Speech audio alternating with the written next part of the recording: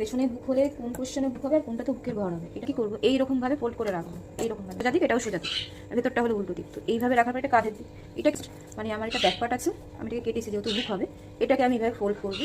করার পর কোমরের পোর্শনটা আমরা এরকম ওপর দিকে রাখবো। রাখার পর এই যে সোজা পার্টটা আমাদের আসছে, এটাতে হবে আমাদের বুকের পট্টি, আর এই যে উল্টো দিকটা আসছে এটা কিন্তু আমাদের হবে ঘরের দিক। তো এই নিয়মে করলে কখনো তোমরা ভুলবে না যে কোন দিকে হুক হবে কোন দিকে ঘর হবে। আর একটা কথা বলে রাখছি, সামনে হুক হলে ডান দিকে হুক হয়, বা দিকে হুকের ঘর হয়, পেছনে কিন্তু বা দিকে হুক হয়, ডান দিকে হুকের ঘরটা হয়। হুকের ঘরটা হবে, তার জন্য কিন্তু আমি 2 ইঞ্চি চওড়া পট্টি কেটে নিয়েছি, 2 ইঞ্চি কিন্তু চওড়া হবে হবে, সেটাই হলো 4 ইঞ্চি চওড়া হবে কাপড়। এরকম উল্টো দিকে কিন্তু অ্যাটাচ হবে। তো জাস্ট এইভাবে চাপ সেলাই হবে, হওয়ার পর এইভাবে উল্টে হেম হয়ে যাবে। আর এইটাই হলো, এই যে এটাকে আমরা এইভাবে সোজা করবো, করার পর দেখো এই যে এইটাকে এই একটা ফোল্ড দেবো, দেওয়ার পর আরেকটু এরকমভাবে আর একটা ফোল্ড দিয়ে, দুটো ফোল্ড হয়ে দু আঙ্গুল রাখার মতন যেন পট্টিটা চওড়া হয়।